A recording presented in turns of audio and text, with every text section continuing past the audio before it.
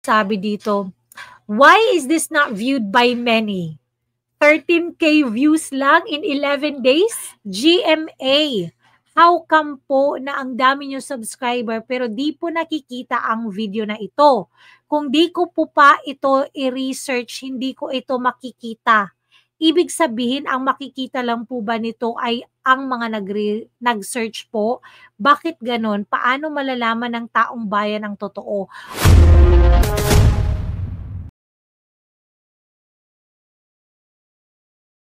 Tapos dumating ang BICAM, walang nangyari dahil ang nasusunod doon ay si Congressman Zaldico at si Congressman Martin Romualdez. Kaya nandun pa rin naka-attach yung 17 billion na ginawang listahan ni Co at ni Romualdez. In fact, balik lang. So walang nagagawa yung BICAM? Baka yan na naman din ang nangyayari sa budget ngayong 2025, no?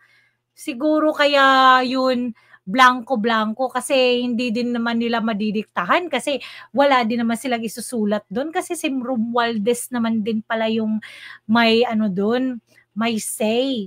Wala naman palang say kahit sino kasi pwede din niyang baguhin kahit anong gawin niya. Walang makakapigil sa kanya. Alam mo yung walang parang bakit si Romualdez ba yung presidente natin? Parang bakit siya yung nagdidikta sa budget ng Pilipinas? Kahit yung mga congressman, nakikita nila yung problema ng ginawa nila na pag-attach ng listahan sa budget. Kasi doon sa basic education hearing noong May 2024 ng House of Representatives, merong isang congressman nagreklamo, bakit ang tagal ng classroom construction? Bakit ang tagal? Sabi nung USEC ng DepEd, kasi may pabago-bago sa listahan ng DPWH dahil hindi kami ang gumawa ng listahan. Yeah, Mr. Chair. Yun, doon na nagkakagulo-gulo. Hindi na magkaintindihan yung DepEd tsaka DPWH kasi nga hindi sila gumawa ng listahan. 'Di ba? Kasi nga si Romualdez lang yung gumagawa ng mga listahan na yon para may mailagay lang na listahan kamo. With respect to the 17 billion in Annex A of the GAA, we are not privy on how the school sites were chosen. So be it as it may. How is it chosen? I'm not privy to that, Mr. Chair. When that gap came out, there was a 14.7 billion Annex A. The committee, the GAA came out, from 14.7 it became 17 billion. So we are not privy to how the list was generated. Hindi nila alam kung paano na-generate yung list na yon. Kaya hindi nila talaga maintindihan, no? Kung paano nila i-construct yung mga classrooms kasi hindi nila alam kung paano pinili yung mga schools, kung sinong nagpili, sobrang nakakaloka tong panggobyerno natin. Ano na ba yan? Ano nangyayari sa Pilipinas? Confirmation na kinuha nila yung budget ng DepEd at isa yan sa mga rason kung bakit ako nag-resign sa Department of Education. Hindi na ako papayag na sa susunod na taon, ganyan pa rin ang gawin nila at ako yung mananagot sa ginagawa nila. Kaya yan yung sinasabi ko, bakit pa tayo mag-question and answer dito para atakihin nyo ako? Ang masusunod lang naman sa budget, 2 tao lang. Nako, tingnan nyo. Grabe. Tapos ang dami nilang kuskus balungos kung bakit nag-resign si VP Sara sa DepEd daw. Kasi daw, ang dami nilang pasangil kay VP Sara kasi daw hindi niya mapatakbo yung DepEd ng maayos, hindi na maayos yung pamamalakad niya. Kung sino nga yung tatanungin mo, lahat talaga masayang-masaya sa pagpapatakbo ni Sara, no? Sa DepEd. Kaso nga lang, yung mga asungot, no? Sobrang daming mga asungot, ang daming mga buwaya sa Kongreso natin. Grabe, bilib na bilib talaga ako sa kanila. Sabi dito ng comment, grabe, sa DepEd pa lang yan. Mas lalo na sa COMELEC nga na news nga may inserted budget. PhilHealth at DPWH flood control. Ano na lang mangyayari sa ating bansa kung ganyan kagrabe ang korupsyon? Naniniwala ako sa mga sinasabi niya dahil supported ng documents, the GAA itself. Correct. Totoo naman talaga eh. Naniniwala din ako sa kanya kasi nga, kung titinan mo, walang magsasalita sa ganyan kasi lahat sila takot. Pero si VP Sara, wow, wala siyang kinatatakutan ng mga buwaya. Hindi siya natatakot sa mga buwaya na yan. Siya lang may nag-comment dito, tama ka. Siya lang talaga ang may lakas ng loob magsiwalat ng korupsyon sa Congress. Hats off to you, Madam VP. You're a girl, but you're the only one who got the balls to disclose such info. Kudos. Totoo yan. Kudos talaga sa iyo, Madam. Kudos talaga kay VP Sara. Sabi dito, sa dami ng nagpapalit-palit na presidente ng Pinas, pero nung panahon lang ni President Duterte, naging libre ang tuition fee sa mga school. Bakit di nagawa ng iba? Totoo yun. Kasi nga, walang korupsyon. Kaya talaga, maraming nagagawang mga provision sa mga sa taong bayan kasi walang korupsyon na nangyayari. Hindi yan papayag si Presidente Digong sa mga korap na mga tao. 'Di ba? Kaya hindi nagagawa ng iba. Yun yung hindi nagagawa nila. Tapos ngayon, sabi dito, why is this not viewed by many? 13K views lang in 11 days? Ito, sa kasalukuyan, 4 months na yung dumaan. At 22K views lang po ito. Whereas the budget hearing has 2.7 million views. Let this be heard by the Filipino people. Correct. Dapat talaga milyong views na dapat ito eh. Alam mo, parang hindi ko talaga alam bakit to. Bakit hindi marami ang nakakakita nito. Magaling na vice ito, kamag-anak ni Marcos yung congressman. Correct. Kamag-anak yan ni Marcos, si Romualdez. VP Sara, ang galing mo. Sana ikaw na lang ang deserve na maging Philippine President. Correct. 2028. Kaya nga gusto nila talagang patalsikin na. Gusto na nilang, alam mo yung ma-impeach na. Kasi natatakot sila sa 2028 election. Magiging presidente talaga si VP Sara. Tandaan nyo yan. Yun pala kaya nag-resign ang ating VP. Grabe ang korupsyon sa Congress. Correct. GMA talaga walang bias.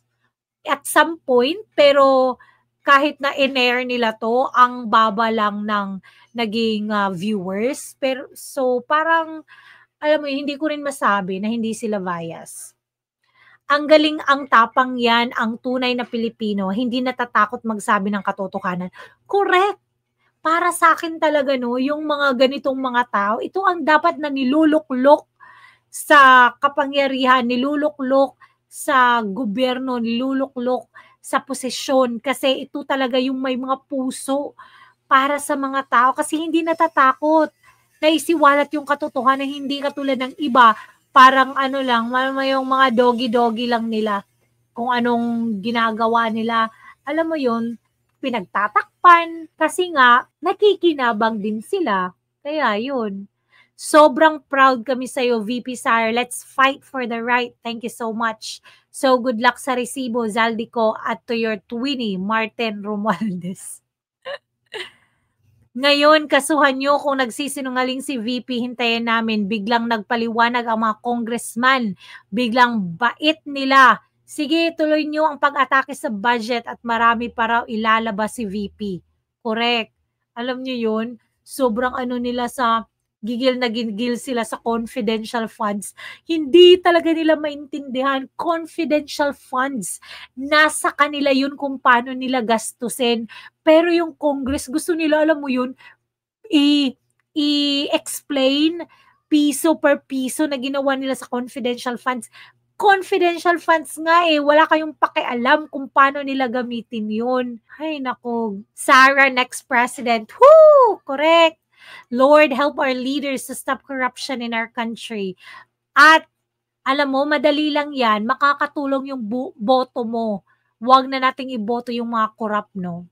I think VP Sara is a good leader. Correct. Oo nga naman, bakit pa? Kaya ramdam na ramdam ngayon na talamak ang korupsyon. Totoo. Kaya sa alam mo yun sa panahon ngayon, wala akong nakikitang nangyayari sa Pilipinas. Puro lang drugs, puro lang crimes. Wala. Puro lang entertainment sa Senate, entertainment sa Congress. Walang nangyayari. We feel safe to VP Sara and Tatay Digong Duterte. Correct. Buti pa sa panahon ni Tatay Digong, no? Wala talagang mga corruption na yan. Oh, ito yung sinasabi ko. GMA. How come po na ang dami nyo subscriber pero di po nakikita ang video na ito? Kung di ko po pa ito i-research, hindi ko ito makikita. Ibig sabihin, ang makikita lang po ba nito ay ang mga nag-search po? Bakit ganon? Paano malalaman ng taong bayan ang totoo? Oo, merong settings na ginawa sa video na to para sabihin ni Sara na hindi bias yung GMA is in-air nila tong video na to. Pero sa totoo lang, may settings na ginawa na para hindi to makita, hindi siya i-suggest sa mga tao or hindi siya i-suggest na algorithm kasi nga may settings na kailangan mo lang siyang i-search bago mo siya makikita. Kaya pala walang masyadong classrooms, nasa bulsa pala ni Congressman Ko, correct? At ni Congressman Martin Romualdez. Kaya nga, yung 8 classrooms na request namin, ginawang 4, pero ngayon, 2 na lang daw. Wala pa kaming DepEd classrooms, 200 plus learners, puro volunteer. At sa mga di nakakaalam, pwede nyo i-research ang lahat ng ahensya. Diba nga? Oo, totoo. Wala pang, ang dami palang dapat na magawa. Ang daming magagawa ng, alam mo yung 24 billion na yun, no? Grabe, sobrang daming magagawa nun. Pero, alam mo, wala yung mga classrooms natin, yung mga schools natin, puro donations. Lalo na dito sa amin kasi ang daming mga mining corporations. Donations lang siya ng mga mining corporations. Walang DepEd classrooms. Talaga. Kaya tiba-tiba sila sa ayuda budgets. Pwede sila maglagay ng ghost receivers tapos perma lang ang need. Correct. Isang perma lang ng DepEd. Wala na, approve na sa kanila na yung pera, hindi sa DepEd. Grabe talaga ang Pinas sa korupsyon, nakakalungkot. Kaya minsan, hindi mo talaga maiwasan ikumpara ang Pinas sa ibang bansa. Kung hindi sana korap ang mga nasa gobyerno, maunlad sana ang Pilipinas. Correct. Mababawasan ang mga mahihirap. Buti na lang talaga nagpa-interview kayo. Totoo, buti na lang talaga. Go VP Sara, good job VP. Ngayon nga hindi na nila maitago-tago, lantaran na ang nakawan. Lahat nga ng budget tinapyasan. Correct? Lahat ng budget meron silang parte, no? Nasaan na ang mga magagaling na Kamara at Senado? Ito ang kailangang ihiring nyo. Napakalaking pagnanakaw nito. Correct. Hindi Alam mo, yung Makabayan Block, gusto lang nila yung si VP Sara lang yung tanggalin kasi ayaw nila sa Duterte. Ayaw nila ng mapayapa at maunlad na bansa. Galing lumusot, pare-pareho kayo. The House of Crocodiles. Galing lumusot daw, pareho-pareho kayo. Siguro ikaw yung pareho kay Romualdez, magnanakaw. Kasi hindi naman nagpapalusot si VP, nagsasabi siya ng totoo. Kaya galit ang mga kongresista dahil hindi inulanan ng pera. Correct. Need to makita sa lahat. Correct. Pero hindi. Dapat mo lang i-search. Grabe sagot nila dito. Mabigat to na accusation. May evidence si Sara. Wala silang sagot. Kasi hawak nila yung media. Hawak nila yung batas. House rules of law. Hawak nila. Go VP Sara. Go, go, go. Akala ko hawak ng ABS and ang GMA News.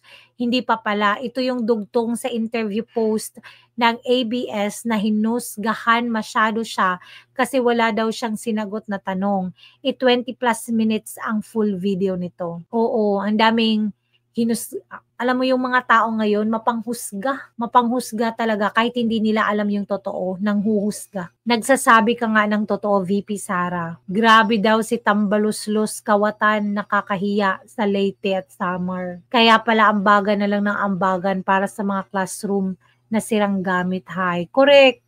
Ganito talaga nangyayari dito sa amin sa Mindanao. Ambagan lang nangyayari. Walang galing sa DepEd na, walang galing sa gobyerno na tulong. Wala. Dito may nagsabi, kaya siya nagbitiw sa DepEd dahil hindi niya kaya ang problema sa edukasyon. Bumabagsak nga ang ratings natin sa buong mundo pagdating sa edukasyon. Kung di ako nagkakamali, ang sabi niya noon, ayaw niya sa DepEd, ang gusto niya DND. Actually, ang pagbibitiw niya ay dahil sa panawagan ng taong bayan dahil hindi niya nagagawang maayos ang trabaho niya sa ahensya. Tingnan mo yung sagot dito. Magaling si VP Sara sa DepEd. Natutuwa kami kasi marami siyang nagawang magandang program sa mga guro. Tingnan mo, Buboy. Sino tong Buboy? Basahin mo yung comment, teacher, the off-duty teacher. Sabi niya, maraming nagawang maganda si VP Sara sa mga guro. Patawa, hahaha, bakit siya sinisisi mo? Kahit dito sa Thailand, sad-sad ang rating ng mga bata. Isip-isip po tayo bago tayo gumawa. May masabi lang Hays, nako, correct. Hindi ka naman taga-DepEd siguro wala kang kaalam-alam Paghilom, imagination na di mo kamura ang mugna-mugna ana, karuning sulti na siya, unsay rason, pero buta Japon mo, padayon sa pagkabangag. Oo nga, ang dami talagang bangag. Ang daming bangag na mga tao, hindi nila maintindihan yung mga pangyayaring korupsyon sa Pilipinas. Grabe. So, guys, anong masasabi nyo? Anong opinion nyo tungkol dito? At kung napanood nyo na ba to? At kung hindi pa, naku guys, just go ahead and drop your comments. Hanggang dun lang po. Salamat ng marami. Para po updated kayo sa mga nangyayari sa buhay ni VP Sara at sa mga Duterte. Para po updated kayo sa mga current news tungkol sa impeachment, alam mo sa mga pangyayari sa bansa natin, sa politika. Don't forget to like this video and subscribe to our channel. Thank you. Bye!